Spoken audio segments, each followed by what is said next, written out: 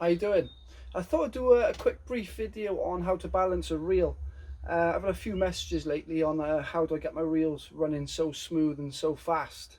I think it goes back to when I was tournament casting about 6 years ago. I was so obsessed with getting a really smooth reel, not a fast reel, but I think a smooth reel, a really smooth reel, is better than a really fast reel in my opinion. But for the Bristol channel, it doesn't really matter because you can hit a 800 yards with ease without balance in a reel. I know a few boys where their reels run like absolute nails, but they're still, but as long as the bait is out 100 yards or more, they're happy. But with my OCD, everything has got to be perfect. The reels have got to be silky smooth when they go through the air, no vibrations, no noises, etc. So I've always been fixated on when I get a reel, doing the best I can to get that reel running silky smooth. Not the fastest, but silky smooth. From my BG30s to my Fathoms, every reel I've had in the last 6 years has been silky smooth. So I didn't think of this line, the way I'm going to do this line lay. I was actually shown it by a friend 6 years ago in a tournament field. There's many ways you can do to balance a reel. When you load your line up onto the spool when it's full, if you spin it, when it comes to a stop, a perfect reel, it comes to a stop and then it just slows and then it stops.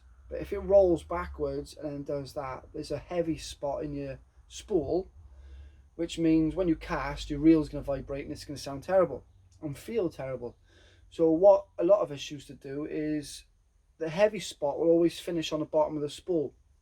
So when you take the side plate off, the very centre, at the very top of the left hand side of the spool, we used to put quick drying thick nail varnish and then wait for it to dry, spin the reel, and as it comes to a stop, it wouldn't be as bad, but it'd be slowly drifting back. So okay, side plate off a little bit more, spin it up when it's dry, and then as it spins, it'll come to a stop, and then it'll just slow down and stop. Cast it, won't hear or feel a thing. It was perfect.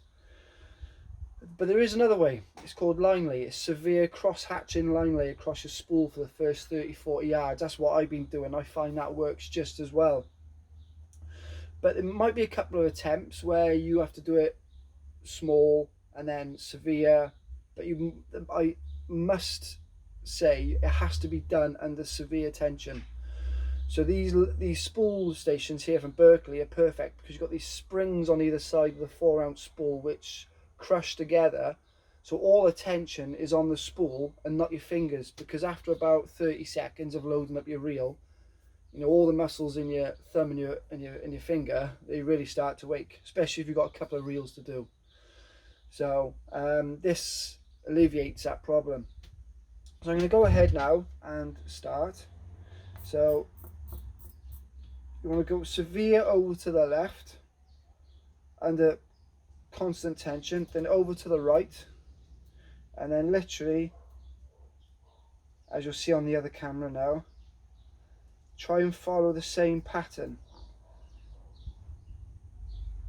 So this is how you do it for the first 30 yards. Depends on what size reel you got really. But I must stress that it needs to be done under really tough pressure, and it needs to be equal as well. No lumps, no bumps, not over to one side more than the other. When you look at your spool, it needs to be almost identical. So yeah, it's not imperative to have a balanced reel while you're fishing. As long as you're hitting 100 yards or more, a little bit less with a bait, you're amongst the fish. But I think this is more for the chairs of the South Coast anglers, where they're putting worm baits 140, 150, 160 yards plus. I firmly believe a balanced reel, so there's no vibration, will get you more distance than a reel that's vibrating, because naturally it's vibrating, so it's rubbing, it's knocking, it's going to slow you down. So if I just carry on doing this now, it's only for the first 30-40 yards. It just makes that difference, because if you get when you get a nice reel, you want the best out of it, but it's not for everyone. You know, I got really bad OCD, and I like to have everything spot on. So this is it now, just lots of line lay. And then when you get, thumb starting to hurt already. So yeah, when you think you've got enough backing on there now, just to balance your spool, and then you can go ahead then and put your main line on.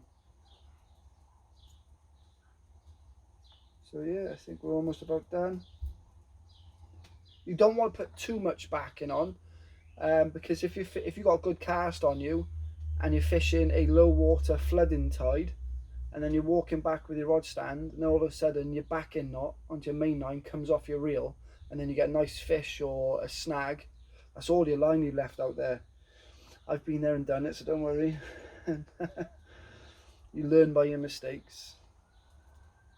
So yeah, just go ahead and finish this. So there, that is it.